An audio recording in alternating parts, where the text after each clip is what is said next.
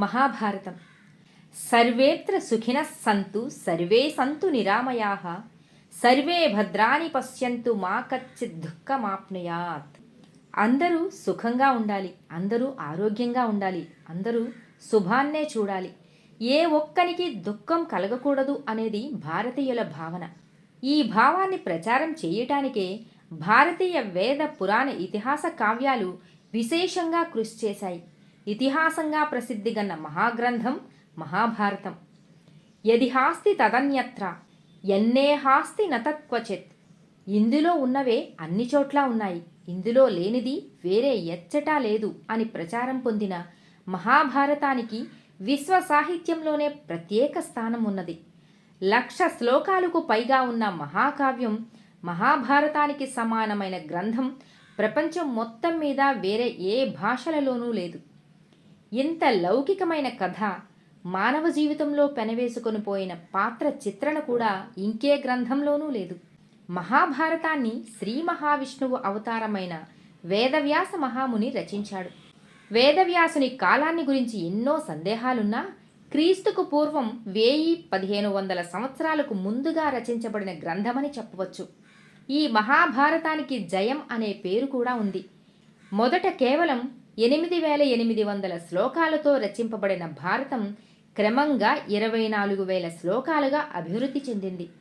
తరువాత అనేక ఆఖ్యాన ఉపాఖ్యానాలు చేరి 1,00,000 శ్లోకాలకు పైగా పెరిగిందని పండితులు తెలుపుతున్నారు. మహాభారతానికి 4 వేదాల తరువాత అంతటి పవిత్రత, ప్రాముఖ్యత గల గ్రంథం అనే ప్రఖ్యాతి ఉన్నది. అందుకే దీనిని పంచమ వేదం అన్నారు. శకుంతల దుష్యంతుల పుత్రుడైన భరతుడు మహారాజై భరతవంశ ప్రతిష్టాపకుడైనాడు. ఆ భరతవంశంలో అనేక రాజులు జన్మించారు.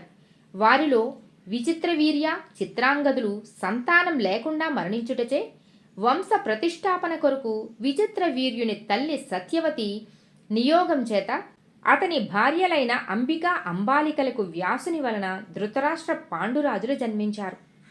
ధృతరాష్ట్రునికి దుర్యోధనాది 100 మంది కుమారులు, పాండురాజుకు కుంతి, మాద్రి అనే 2 భార్యల వలన 5 పుత్రులు కలుగగా యవ్వనంలోనే పాండురాజు మరణించాడు.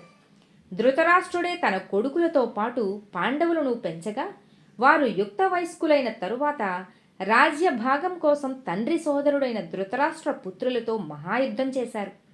కురుక్షేత్ర మహాక్షేత్రంలో 2 పక్షాల తరపున 18 ఔక్షాహినుల సైన్యం పాల్గొనగా 18 రోజుల పాటు యుద్ధం జరిగింది.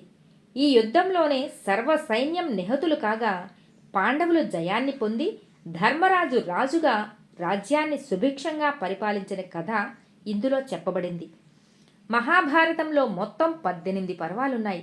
అవి ఆదిపర్వం, సభాపర్వం, అరణ్య పర్వం, విరాట పర్వం, ఉద్యోగ పర్వం, భీష్మ పర్వం, ద్రోణ పర్వం, కర్ణ పర్వం, శల్య పర్వం, సౌప్తిక పర్వం, స్త్రీ పర్వం, శాంతి పర్వం, అనుశాసనిక పర్వం, అశ్వమేధ పర్వం, ఆశ్రమవాస పర్వం, మౌసల పర్వం, మహాప్రస్థాన పర్వం, స్వర్గారోహణ పర్వాలనే 18 పర్వాలు. ఈ 18 పర్వాలలోనూ ఎన్నో కథలు, నీతులు, వంశ చరిత్రలు, దేవీ దేవతా స్థుతులు కూర్చబడి మహాభారతంలో మరేదీ వదిలిన విషయం లేకుండా చేయబడింది. సందర్భానుసారంగా ఇందలి భీష్మ పర్వంలో శ్రీకృష్ణునిచే చెప్పబడిన 18 అధ్యాయాలతో 700కు పైగా శ్లోకాలలోని భగవద్గీత ప్రపంచంలోని సర్వమతాల సారం అని చెప్పవచ్చు. అన్ని రకాల తత్వాలను తనలో ఇముడ్చుకున్న ఈ మహాగ్రంథం ఒకటే భారత విశిష్టతను చూపగలదు. సహస్రాబ్దాలుగా భారత జనులను ఉత్తేజపరుస్తూ కర్తవ్య బోధ చేస్తూ భారతీయ భావధారకు ఆధారమైన విభిన్న మహత్తర గ్రంథమిది. అదే పర్వంలోని విష్ణునామ స్తుతి భారతీయులకు నిత్య పారాయణ స్తోత్రం.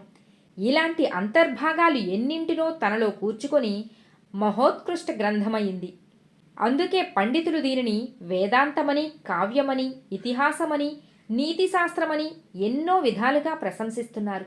కాబట్టి వేదాల తరువాత స్థానాన్ని ఆక్రమించి పంచమ వేదంగా ప్రసిద్ధి చెందినట్టిది ఈ మహాభారతం. మహాభారతాన్ని ఎందరో కవులు ఎన్నో భాషలలోనికి అనువాదం చేశారు. మన తెలుగులో ముఖ్యమైన అనువాదం నన్నయ్య, తిక్కన, ఎర్రాప్రగడ అనే కవిత్రయం వారు చేసిన అనువాదం. ఇది అతి శ్రేష్టమైనది. భారతానికి భారతదేశీయ భాషలలో వచ్చిన ప్రాచీన అనువాదాలలో నన్నయ అనువాదం విశిష్టత గలది. మహాభారత కథ దాదాపు ప్రపంచంలోని అన్ని భాషలలోనికి అనువదించబడినది. మహాభారతం ధర్మ ప్రచోదితం చేసినట్లు భారతీయులను మరే గ్రంథం చేయలేకపోయింది. అందుకే భారతదేశంలోని ప్రతి స్థలానికి ఏదో ఒక విధంగా భారత కథతో అవినాభావ సంబంధం కలుపబడింది. ప్రపంచాన్ని ధర్మోద్దీపితం చేసి వెలుగుదివ్వగా వెలుగుతున్న మహాభారతం భారతీయులకే కాదు, మొత్తం ప్రపంచ ప్రజలకు ధర్మ ప్రేరకమే. సర్వేజన సుఖినో భవంతు.